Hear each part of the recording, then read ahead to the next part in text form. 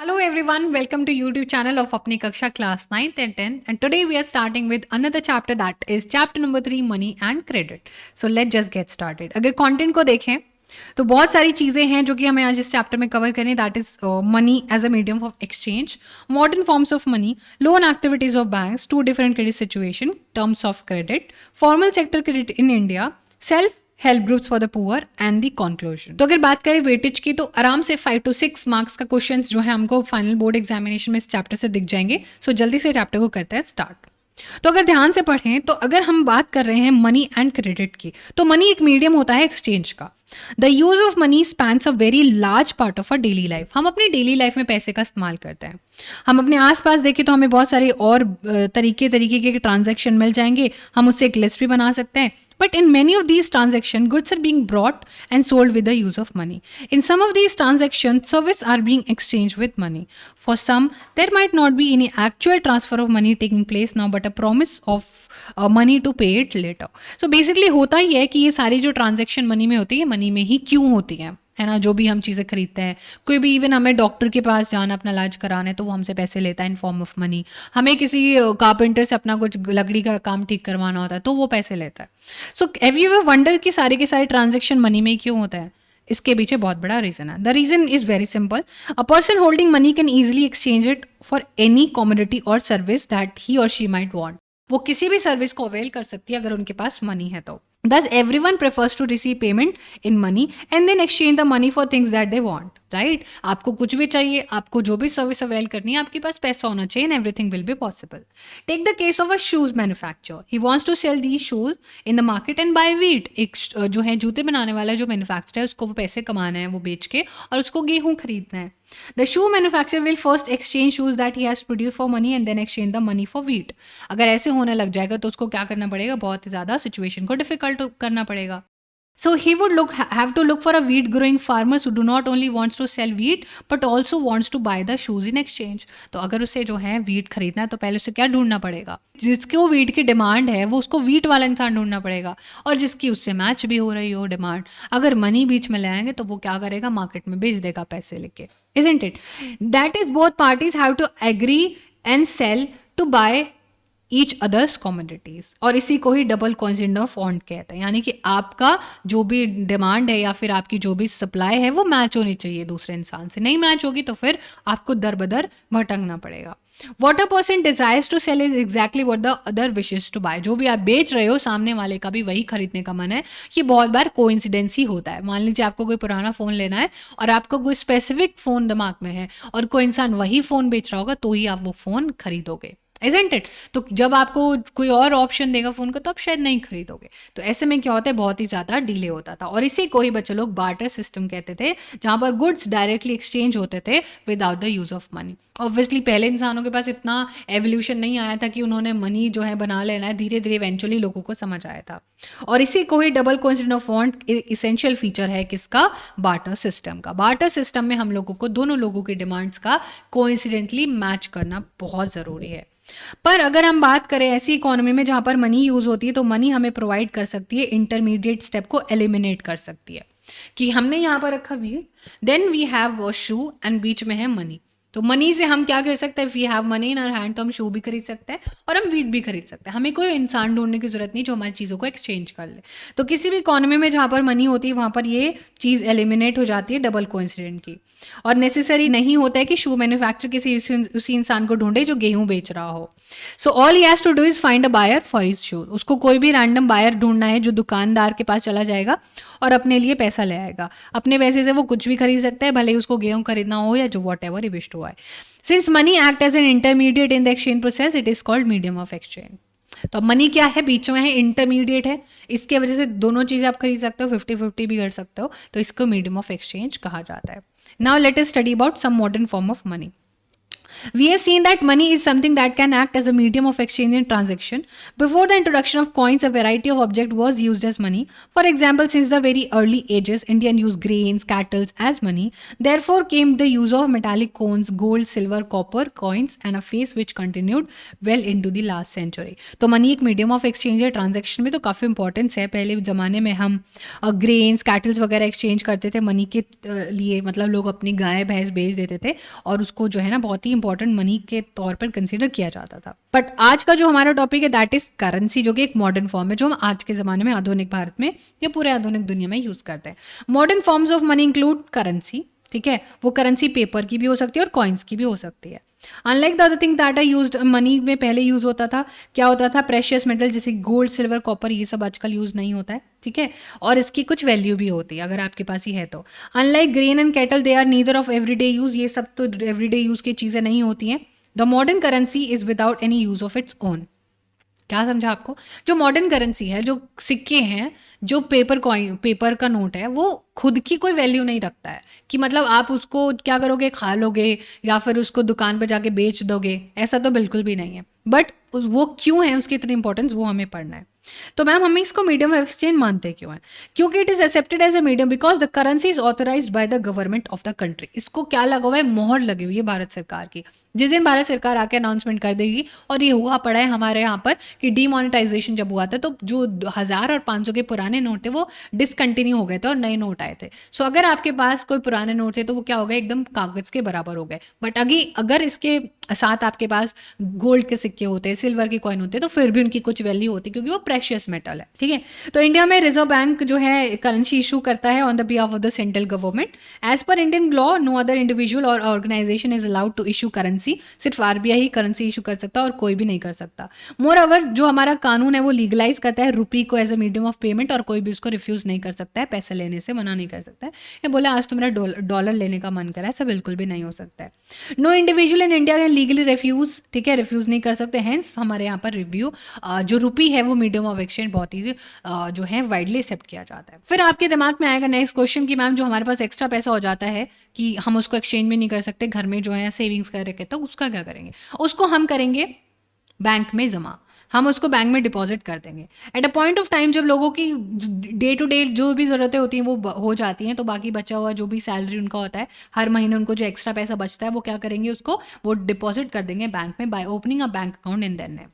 Bank accept the deposit and also pay an amount as interest on deposit. जो भी आप bank में पैसा जमा करते हो वो उसको डिपॉजिट जो है समझते हैं और उस पर बहुत सारा ब्याज भी वो पे करता है.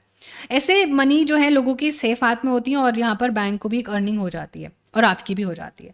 People also have the provision to withdraw the money. जब आपको चाहिए तब आप निकाल सकते हो. सिंस द डिपॉजिट डिमांड पर होती है तो इनको डिमांड डिपॉजिट भी कहते हैं. जब चाहो तब निकाल सकते हो, जब चाहो तब जमा कर सकते हो, इसलिए इनको डिमांड डिपॉजिट्स कहते हैं.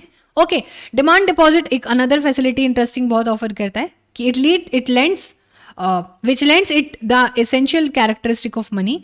क्योंकि have you heard of payment being made by cheques instead of cash? जब भी हम बड़े जो हैं हमारे घर के जो बड़े होते हैं वो बहुत बार चेक्स में पेमेंट करते हैं, उनके हाथ में कोई सच की कैश नहीं होता, तो it is considered as a medium of exchange only, वो भी मॉडर्न फॉर्म ऑफ करेंसी. ठीक है, सच का पैसा नहीं होता, बैंक में जाएगा, चेक क्लियर हो जाएगा. अगर हमें पेमेंट करनी है चेक के थ्रू तो payer who has an account with the bank makes out a cheque for a specific amount, जो कि आपको यहाँ पर दिख भी रहा है आपकी स्क्रीन पर, राइट. तो उसमें सारी डिटेल्स यहाँ पर होती हैं, अमाउंट भी स्पेसिफाइड होता है और उस इंसान के अकाउंट में पैसा आ जाता है. So thus we see that demand deposit भी एसेंशियल फीचर होता है मनी का, बल्कि सच की रियल मनी वो नहीं होता है. ये जो फैसिलिटी होती है चेक्स के demand make is possible for directly settle payments without the use of cash. Since demand deposit are accepted widely as a means of payment along with currency, they constitute money in the modern currency. तो यहाँ पर क्या है, हम लोग क्या कर रहे हैं, मॉडर्न फॉर्म ऑफ करेंसी इसको कंसीडर कर रहे हैं.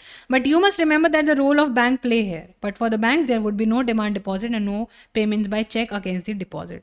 The modern form of money currency and deposit are closely link with the working system of modern banking system. और इसमें बैंकिंग का एक बहुत ही बड़ा रोल रहता है कि कौन सा पैसा कहाँ पर जा रहा है. तो कुछ लोन की एक्टिविटीज जो बैंक करती है हमारे पैसे के साथ, उसके साथ पड़ता है. अब ऐसा है कि भाई इंडिया हो गया है #1 पॉपुलेशन में, ठीक है। तो बैंक जो है यहाँ से स्टोरी बढ़ता है, बैंक इतने सारे पैसे का क्या करेगा, इतने सारे लोग पैसे जमा करेंगे तो what do banks do with the deposit which they accept as a public, वो जो पब्लिक से पैसा लेते हैं उसको क्या करते हैं, बहुत इंटरेस्टिंग चीज़ें समझते हैं। बैंक्स अपने पास थोड़ा सा ही स्मॉल प्रोपोर्शन रखते हैं जो कि वो कैश रखते हैं, तो बाकी पैसों का क्या करते हैं चलो देखते हैं। For example banks in India these days hold about 15% of their deposit as cash, वो सिर्फ 15% कैश ही अपने पास रखते हैं। बाकी सारी जो चीज़ें होती हैं वो कहाँ क्या जो है रखते हैं ताकि अगर कोई आए तो उस पैसे को आए लेके चला जाए अगर आपको ज़रूरत हो। सिंस हर रोज़ हर बच्चा नहीं आएगा, हर इंडिविजुअल नहीं आएगा अपना पैसा लेने, तो बैंक क्या करता है, वो जो बचा कुचा 85% पैसा उसको लोन देना शुरू कर देता है। ये लोन वो लोगों को देना शुरू करता है in terms of personal loan, house loan, car loan, etcetera etcetera. बहुत सारी ह्यूज डिमांड है लोन्स की, आजकल बहुत ज़्यादा लोन्स इंडिया में हो रहा है, इसीलिए इंडिया की इकॉनमी बहुत अच्छे से ग्रो कर भी रही है क्योंकि इजिली अफोर्डेबल हो रहा है। तो ये सारी चीज़ें हम आगे आने वाले सेक्शन में पढ़ेंगे। Banks makes use of this deposit to meet the loan requirement of the people, जिनमें लोगों को लोन लेना होता है उनको लोन प्रोवाइड करती है। In this way bank mediate between those who have surplus fund and those who are in the need of this funds. तो बैंक क्या है, मीडिएटर है जिसके पास पैसे की कमी है और एक जिसके पास बहुत पैसा है। बैंक एक चार्ज यहाँ पर करता है हायर इंटरेस्ट, और वही उसकी क्या होती है, सोर्स ऑफ इनकम भी होती है। The difference between what is charge from the borrower and what is paid to depositor is the main source of income for the bank. मान लीजिए आपने मेरे से कुछ पैसा उधार लेना है और जो है मैं आपको बोलूँ कि ठीक है मैं आपको पैसा उधार दे दूंगी, बट उसके लिए मेरी भी एक कंडीशन है, आप मुझे जब मेरा पैसा लौटाओगे तो ब्याज सहित लौटाओगे, है ना। तो मैं मान लीजिए आपने मुझसे 10,000 रुपये लिया और 6 महीने बाद आपने मुझे वो 15,000 लौटाए, तो जो 5,000 की इनकम होगी वो बैंक की इनकम होती है, that is known as interest. तो ये जो इनकम होती है क्या होती है बच्चों लोग, ये बैंक की इनकम होती है, ठीक है। ये लोन हम लोग जब लेते हैं तब हम पे करते हैं interest. Now comes next topic that is two different credit situation. Credit का दूसरा नाम है लोन। रिमेंबर दैट, ऐसा कुछ बहुत ही नया टर्म नहीं है, क्रेडिट का ही मतलब क्या होता है, लोन होता है, always remember that. But loan की भी बच्चे लोग हमारे पास दो सिचुएशन है।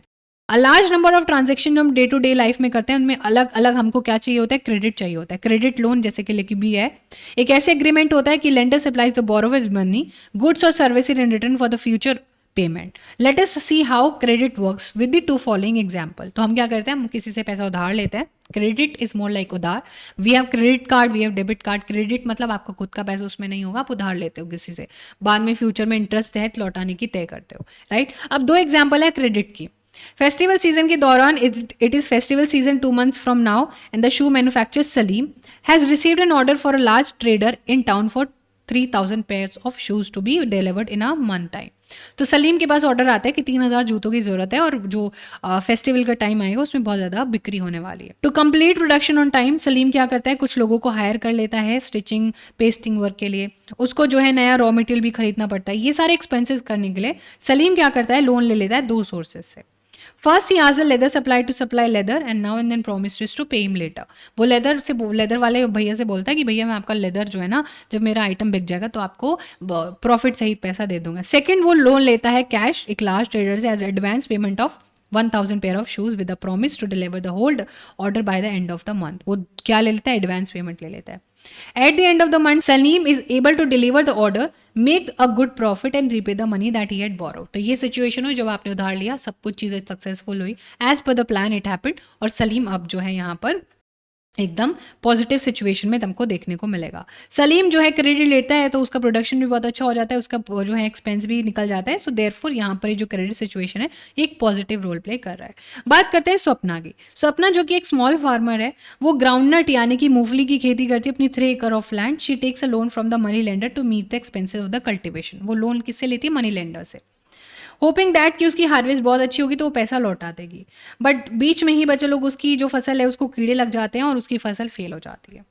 सो अपना स्प्रे करती है बहुत सारा जो है एक्सपेंसिव पेस्टिसाइड खरीद के, बट फिर भी कुछ ज़्यादा डिफरेंस नहीं आता है, वो पैसा नहीं लौटा पाती है। द डेब्ट grows over the year into a large amount. फिर हर साल जो है ऐसा ही होता रहता है और वो इस जाल में फंसती रहती है। Next year Swapna takes a fresh loan, फिर वो दोबारा एक और लोन लेती है। It is a normal crop, वो नॉर्मल क्रॉप है, but the earnings are not enough to cover the old loan. जो पुराना लोन चल रहा था वो भी नहीं चुका पाई इतनी ज़्यादा उसकी अर्निंग, तो वो एक यहाँ पर डेथ के यानी कि कर्ज के जाल में फंस गई है। She has to sell a part of the land to pay off the debt. अब उसको क्या करना पड़ा, ये अपनी ज़मीन बेचनी पड़ी। तो आपको ये साफ और क्लियर शब्दों में समझ आ गया होगा। In rural areas main demand जो है वो क्रॉप की किस लिए, क्रेडिट के किस लिए होती है, क्रॉप प्रोडक्शन के लिए। क्रॉप प्रोडक्शन में बहुत सारी चीज़ों की ज़रूरत पड़ती है, जैसे कि seeds, fertiliser, pesticide, water, electricity, repairment of equipment. Minimum stretch है 3 से 4 महीने, फार्मर्स को सारे इनपुट लगाने हैं। फार्मर्स लोन लेता है, उसको रीपे करने की बात करता है, रीपेमेंट अगर नहीं हो पाता है तो बहुत ही ज़्यादा क्रूशियल रोल प्ले करता है। सपना के केस में यही हुआ, फेलियर हो गया और वो लोन रीपेमेंट इम्पॉसिबल हो गया क्योंकि उसकी सोर्स ऑफ इनकम ही नहीं है। ठीक है, she had to sell part of the land, उसको अपनी ज़मीन बेचनी पड़ी और ऐसे में उसकी अर्निंग और अच्छी होने के बजाय और वो गरीबी के जाल में फंस गई। और इस एग्जाम्पल को हम डेट ट्रैप कहते हैं। डेट ट्रैप होता है जब उधार चुकाने के लिए आप और उधार लो और उस उधार को चुकाने के लिए आप और उधार लो और आप इसको एवर ग्रीन जो है साइकिल में फंस जाओगे और इसी को ही डेट ट्रैप कहते हैं। Credit in this case pushes the borrower into situation from which recovery is very painful. तो सपना वही बहुत ज़्यादा यहाँ पर फंस गई है सिचुएशन में। In one situation credit helps to increase earnings, एक ऐसी सिचुएशन यहाँ पर बहुत हेल्प हो रहा है और एक में जिसमें बहुत पहले से भी और ज़्यादा बेकार हो रहा है, जहाँ पर क्रॉप फेलियर हो गया क्रेडिट की वजह से, वो डेब्ट ट्रैप में फंस गई और उसको अपनी ज़मीन तक बेचनी पड़ी। क्लियरली वो बहुत ही ज़्यादा परेशान है और उसके लिए क्रेडिट बिल्कुल भी बेनिफिशियल नहीं है और वो और ज़्यादा रिस्क और उसको बहुत ज़्यादा सपोर्ट की ज़रूरत है। सो ऐसे में हमारे पास आ जाता है कि मैम ऐसे में क्या टर्म्स होनी चाहिए क्रेडिट की, हमें क्या देख के क्रेडिट देना चाहिए। कोई भी लोन एग्रीमेंट जब होता है specifies an interest rate which borrower must pay to the lender along with the repayment of the principal. जब भी बच्चे लोग हम कोई भी लोन एग्रीमेंट लेते हैं तो उसमें सारी चीज़ें मेंशन होती हैं, जैसे कि आप कैसे सारा पैसा लौटाने वाले हो।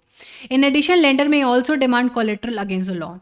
तो यहाँ पर आपसे कुछ चीज़ गिरवी रखने के लिए भी बोला जाएगा जिसकी कुछ कीमत होती है। तो कोलेट्रल एक ऐसा एसेट होता है, एसेट जो भी चीज़ हमें वैल्यूएबल होती है जो कि आप गिरवी रख सकते हो, जैसे कि आपकी ज़मीन, आपकी बिल्डिंग, आपकी व्हीकल, आपकी life stock deposit with the banks, और ये गारंटी होती है कि आप जिससे भी आपने लोन लिया उसको आप पैसा लौटा दोगे। If the borrower fails to repay the loan, अगर बोरोवर पैसा नहीं लौटा पाया, the lender has the right to sell the asset और collateral to obtain payment. Property such as land titles, deposit with banks, livestock are some common example of collateral used for borrowing. तो ये कुछ चीज़ें हैं जो कि हम गिरवी रख सकते हैं जिसको कोलेट्रल समझा जाता है। एक एग्जाम्पल यहाँ पर करते हैं बच्चों लोग, मेघा जिसने लोन लिया है 5 लाख का बैंक से, ठीक है, वो एनुअल इंटरेस्ट रेट पे करिए 12%। लोन उसने 10 साल में हर महीने 10 साल तक हर महीने पे करना है। मेघा को अपने बैंक में कुछ जो है चीज़ें सबमिट करनी थी, डॉक्यूमेंट्स उसको सबमिट करने थे, सैलरी स्लिप उसको सबमिट करनी थी और कोलेट्रल पेपर यानी कि घर के कागज़ बैंक ने खुद ही रख लिए, which will be return to Megha only when she repays the entire amount. और वो क्या मिलेगी उसको, जब भी मिलेगी उसके घर के कागज़, कोलेट्रल उसका फ्री हो जाएगा जब वो सारा लोन चौका देगी। तो interest rate, collateral, documentation and mode of repayment are together are called terms of credit. कि आपका इंटरेस्ट रेट यानी कि आपने किस परसेंटेज पर अपना लोन लिया है, आप क्या चीज़ गिरवी रख रहे हो, क्या आपके पास सफिशिएंट डॉक्यूमेंट्स हैं जैसे कि आपका आधार कार्ड एक्सेट्रा एक्सेट्रा, आपका मोड ऑफ रीपेमेंट क्या है, ये सारी चीज़ें टर्म्स ऑफ क्रेडिट को काउंट होती हैं। ठीक है, ये क्वेश्चन एग्जाम में हुआ already. The terms of credit vary substantially from one credit arrangement to other, they may vary depending on the nature of the lender and borrower. ठीक है, अब यहाँ पर ये जो टर्म ऑफ क्रेडिट है ये हर अलग सेक्शन ऑफ सोसाइटी पर भी डिपेंड करता है, जो कि हम नेक्स्ट पढ़ेंगे। अब एक होता है फॉर्मल सेक्टर और दूसरा होता है इनफॉर्मल सेक्टर। फॉर्मल सेक्टर और इनफॉर्मल सेक्टर से हमें लोन मिलते हैं। ठीक है, अब ध्यान देने वाली बात यह है, the reserve bank of India supervise the functioning of formal source of loans. यानी कि लोन दो तरीके से लिया जा सकता है, जहाँ पर आप बहुत ही तैयार होकर जाओगे और जहाँ पर आप तैयार होकर जाओगे वहाँ पर आपको सारी चीज़ें ओरिजिनल ही प्रेजेंट करनी पड़ेगी। फॉर इंस्टेंस, बैंक अपना एक मेंटेन करता है कैश बैलेंस जो कि उनके पास आया हुआ है। The RBI monitors the bank in actual maintaining cash balance. RBI सब कुछ मॉनिटर करता है। सिमिलरली आरबीआई कहता है कि आप लोगों को लोन देना है सिर्फ प्रॉफिट मेकिंग के लिए नहीं, बल्कि बिजनेस के लिए और स्मॉल जो फार्मर्स है, कल्टिवेटर्स हैं, उनको सपोर्ट करने के लिए भी। तो स्मॉल फार्मर्स क्या करते हैं, पीरियोडिकली जो है अपनी चीज़ों को बोरो करते हैं और बैंक जो है बाकी सबसे इन्फॉर्मेशन भी लेता है, किससे, बाकी सारे बैंक से, लाइक एक्सिस बैंक हो गया, ठीक है, आईसीआई बैंक हो गया, इन सब जो है बैंकों से इन्फॉर्मेशन लेता है RBI. But ma'am there is no organisation which supervise the credit activity of lenders in the informal sector. जो टर्म्स ऑफ क्रेडिट अभी हमने पढ़े, जो 4 टर्म्स ऑफ क्रेडिट हैं, वो सिर्फ और सिर्फ always and forever formal sector में ही पूछे जाएंगे, जहां पर सारी चीजें एक ऑफिशियल डॉक्यूमेंटेशन के साथ होंगी, कागजी कार्रवाई होगी और उसी बेसिस पर आपको लोन मिलेगा। आपकी कितनी सैलरी उस बेसिस पर आपको लोन मिलेगा। बट जो दूसरा सेक्टर होता है that is informal, they can lend at whatever interest they. अब इनफॉर्मल मतलब हमने अपने दोस्तों से ले लिया, isn't it? अपने रिश्तेदारों से ले लिया। अब यहाँ पर कोई तो किसी को रोकने वाला नहीं, यहाँ पर तो एक दूसरे को मार भी देते हैं बहुत बार। तो compare to formal lenders, most of the informal lenders charge a very much higher interest on loans. तो यहाँ पर क्या होता है, बहुत ही ज़्यादा इंटरेस्ट लोगों से लिया जाता है क्योंकि उनको ज़रूरत होती है पैसे की इमीडिएटली। और बहुत सारे गरीब लोग जो कोलेट्रल नहीं है, जिनके पास डॉक्यूमेंटेशन नहीं है, तो उनको बहुत ज़्यादा प्रॉब्लम भी होती है। Thus, the cost to the borrower of informal loan is much higher. Higher cost of borrowing means a larger part of the earning of the borrower is used to repay the loan. अब कोई इंसान मान लीजिए उसने 10,000 उधार लिए हैं 1 महीने के लिए और उसको अगले महीने वो 10-15 करके देने पड़े, क्योंकि इंटरेस्ट रेट बहुत ही ज़्यादा होता है, तो वो क्या हो जाएगा, वो हमेशा इस जाल में फंसता रहेगा, ठीक है? और वो दूसरे लोन को रीपे करने के लिए और लोन उठाएगा। तो जहाँ पर बोरोवर की इनकम ही बहुत ज़्यादा लेस होती है, जहाँ पर जो है सर्टेन केसेस में हमने देखा, the high interest rate for borrowing can mean that the amount to be repaid is greater than the income of the borrower. और जो अमाउंट जो है उधार लिया वो उससे कहीं ज़्यादा गुनी है जो वो कमा रहा है। सो ये क्या है, ये डेथ यानी कि उधार के एक जाल में फंसते जाएंगे और डेट ट्रैप में फंस जाएंगे। Also people who might wish to start an enterprise by borrowing money do not so because of the high cost of borrowing. बहुत सारे लोग ऐसे ही बिजनेस अगर करना चाहते हैं तो वो नहीं कर पाते। For this reason bank and cooperative societies need to lend more, यानी कि अब इस प्रॉब्लम का सोल्यूशन ये है कि जो बैंक्स है, कोऑपरेटिव को और ज्यादा लोन देने शुरू करने पड़ेंगे। This would lead to higher incomes and many people could then borrow cheaply for variety of needs. और वो लोग अपनी क्रॉप्स भी ग्रो कर पाएंगे, राइट? जैसे कि अभी हमने देखा एक केस में जो जैसे कि हुआ, तो वहां पर क्या हो जाएगा, वो सस्ते लोन अगर ले पाएगी तो सारी चीजें क्या हो जाएगी, cheap and affordable credit crucial हो जाएगा उसके डेवलपमेंट के लिए, और वो किसी भी डेट ट्रैप में भी नहीं फंसेगी। सो फॉर्मल और informal credit who gets what, अगर हम ग्राफ 2 को देखें तो ब्लू जो सेक्टर है वो रिप्रेजेंट कर रहा है इनफॉर्मल सेक्टर और पर्पल सेक्टर रिप्रेजेंट कर रहा है फॉर्मल सेक्टर को। तो आप देख सकते हो 90% जो फॉर्मल सेक्टर है वो अमीर लोग ही ले पा रहे हैं। वेल ऑफ हाउस होल्ड फिर से देखो तो फिर से फॉर्मल, जिनके पास चारों चीज़ें होते हैं टर्म्स ऑफ क्रेडिट। और अगर हम सबसे पहला वाला जो पुअर हाउस होल्ड वाला सेक्शन है उसको देखें तो यहाँ पर ये लोग इनफॉर्मल पर ही डिपेंड होते हैं। ऐसा क्यों? ये सारी चीज़ें क्या सजेस्ट करती हैं? क्यों ये सजेस्ट करती हैं कि ये सारे जो लोन्स हैं, most loan for informal lenders carry a very high interest rate and do not have little to increase the income of the borrower. इनकी इनकम बिल्कुल इंक्रीज नहीं होते हैं। Thus it is necessary that banks and cooperatives increase their lending particularly in rural area so that the dependence on informal sources of credit reduces. So क्या हो जाए, ताकि बहुत सारे बैंक गाँव वगैरह में भी बनने लग जाए और इन लोगों की डिपेंडेंसी खत्म हो जाए बाकी सारे मनी लेंडर्स पर, जिससे ये लोग उधार लेते हैं इमरजेंसी में। सेकेंडली, फॉर्मल सेक्टर को यहाँ पर अपना लोन एक्सपैंड करना पड़ेगा। ये नहीं देखना है कि गरीब को नहीं देना और अमीर को नहीं देना, बल्कि ये देखना है कि भला हो रहा है तो सबको देना है। एट प्रेजेंट जैसे कि हमने देखा कि रिच हाउस होल्ड को सबसे ज़्यादा मिलता है, तो ये सब नहीं देखना चाहिए। यहाँ पर आरबीआई को और ज़्यादा इंपॉर्टेंट रोल प्ले करना चाहिए। सो इंपॉर्टेंट है कि फॉर्मल क्रेडिट अपना लोन और अच्छे से डिस्ट्रीब्यूट करे और बेनिफिट करे गरीब लोगों को भी चीपर इंटरेस्ट रेट देके। नाउ कम्स मैम, अगर जो है जो जिनकी मदद कोई नहीं कर रहा है उनकी मदद कौन करेगा? एक हमारा लास्ट टॉपिक है self help group for the poor. अब प्रीवियस सेक्शन में हमने देखा कि पुअर हाउस होल्ड जो है कैसे डिपेंडेंट है इनफॉर्मल पर, क्योंकि उनके पास टर्म्स ऑफ क्रेडिट तो है नहीं। वो बैंक जाते हैं लोन लेने, पर उनको वहां से क्या बोल दिया जाता है कि नहीं, हम आपको लोन नहीं दे सकते, आपके पास ये चीज़ों की कमी है। सो बैंक्स एक तो सब हर जगह भारत में प्रेजेंट नहीं है, बहुत ग्रामीण क्षेत्रों में even they are present, getting a loan from bank is much more difficult than taking a loan from informal. तो बहुत सारे चक्कर लगाने पड़ते हैं बैंकों में। ऐसा नहीं कि बैंक आप जाओगे और आपको एक ही दिन में, आपको बहुत दिनों तक चक्कर लगाने पड़ते हैं, बहुत सारी वेरिफिकेशन करनी पड़ती है, वो आपके घर पे ही वेरिफिकेशन करने आते हैं। तो जैसे कि हमने देखा मेगा के केस में, जहाँ पर उसको सारी चीज़ उसके पास अवेलेबल थी, जैसे कि प्रॉपर डॉक्यूमेंट, कोलेट्रल, है ना। बट यहाँ पर क्या होता है, गरीब लोगों के पास एब्सेंस होती है और यही एक मेजर रीज़न है कि उनको जो है नहीं मिलता है, उनके पास कुछ गिरवी रखने के लिए है ही नहीं। सो वो क्या करते हैं, वो अपने रिश्तेदारों से जिसके यहाँ पर काम कर रहे होते हैं उसी से ही पैसा ले लेते हैं। Informal lenders such as money lenders on the other hand know the borrower personally and hence are offering often willing to give a loan without collateral। अब वही वो उसको जानता है पर्सनली, वो कहाँ रहता है, सारी उसके खानदान के बारे में वहीं पे पहुंच जाएगा। अब बैंक थोड़ी ना जानता आज आप यहाँ रह रहे हो, कल आप भारत के किस कोने में चले जाओ। तो इस तरीके से इनफॉर्मल चीज़ें जो हैं गरीब लोगों को जल्दी लोन दे देती हैं। The borrower can if necessary approach the money lender even without repaying the earlier loans, और उससे दोबारा भी वो लोन ले सकता है जबकि उसने पहला लोन भी नहीं चुकाया हो। However, मनी लेंडर इस बार और ज़्यादा उससे इंटरेस्ट लेगा और उसके पास कोई रिकॉर्ड भी नहीं होता और वो बहुत बार गरीबों से डबल पैसे भी ले लेता है। तो रिसेंट ईयर में हमने ये प्रॉब्लम देखी, तो लोगों ने ट्राई करा है कि उनको लोन जो है गरीब लोगों को सोल्यूशन निकले। तो एक आइडिया जो बहुत ही ज़्यादा प्रोपोगेट हुआ, बहुत ही ज़्यादा सक्सेसफुल था, कि लोगों ने अब अपना सेल्फ हेल्प ग्रुप बनाना शुरू कर दिया और स्पेशली इसमें वुमेन बहुत ज़्यादा होती थी। मोस्टली। ये लोग गरीब होते थे, टिपिकली एक सेल्फ हेल्प ग्रुप में 15 से 20 मेंबर होते हैं। यूजुअली वो एक ही नेबरहुड आस-पड़ोस में ही रहते हैं, मिलते हैं और अपनी सेविंग जो भी उनसे बनती है हर महीने 20-25 रुपए, 100 रुपए वो अपने कलेक्ट करते रहते हैं। एक-दूसरे के ऊपर वो जो है क्या करते हैं, इकट्ठा हो जाते हैं, एक-दूसरे से मदद लेते हैं अपनी ज़रूरतों को जो है पूरा करने के लिए। जैसे किसी बच्चे की फीस जानी है या किसी महिला की डिलीवरी होनी है, कोई मेडिकल खर्चा है तो वो एक-दूसरे से उधार ले लेते हैं। बहुत ही ज़्यादा जो है इंटरेस्ट रेट नहीं लगाया जाता है, सबकी सिचुएशन को समझते हुए ही यहाँ पर चार्जेज़ लगा दिए जाते हैं। अगर 1 से 2 साल से अधिक से ये चल जाती है रेगुलर, तो बैंक भी इसको लोन देना शुरू कर देते हैं और ऐसी बहुत सारी सेल्फ हेल्प ऑर्गेनाइजेशन हमारे देश में चल रही हैं।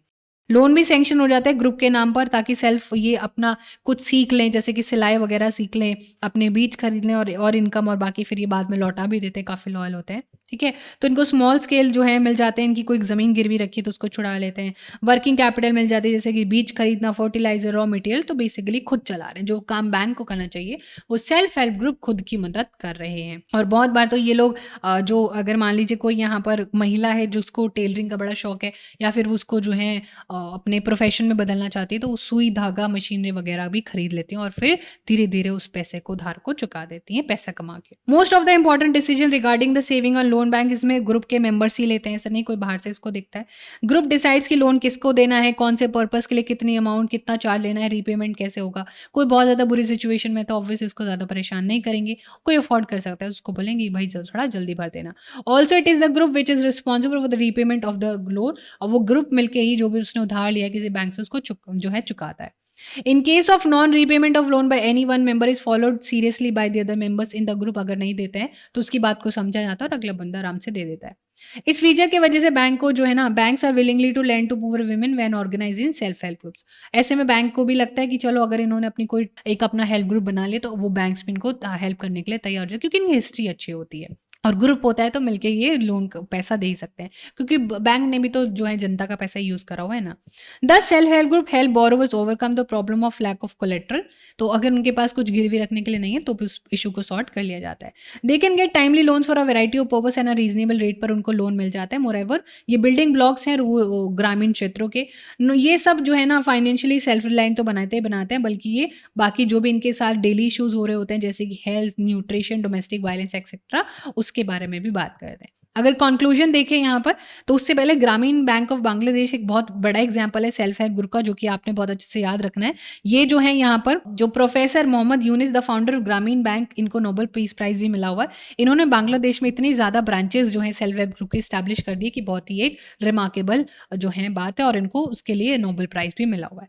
अगर चैप्टर को समिंग अप करें, इसको और अच्छे से जो है देखें, तो हमने बहुत सारी मॉडर्न फॉर्म्स ऑफ मनी पढ़ लिए कि बैंकिंग सिस्टम कितना डेलिकेटली काम करता है, डिपॉजिटर्स होते हैं, बोरोवर होते हैं, इकोनॉमिक एक्टिविटी लोन और क्रेडिट में बहुत इंपॉर्टेंट रोल प्ले करती है, कहीं पर पॉजिटिव तो कहीं पर नेगेटिव इम्पैक्ट। क्रेडिट हमको वैरायटी ऑफ सोर्सेज से मिलता है, इधर फॉर्मल और इनफॉर्मल। टर्म्स ऑफ क्रेडिट हर जगह के वेरी करते हैं, इनफॉर्मल में कोई टर्म्स ऑफ क्रेडिट नहीं होते बल्कि फॉर्मल में होते हैं।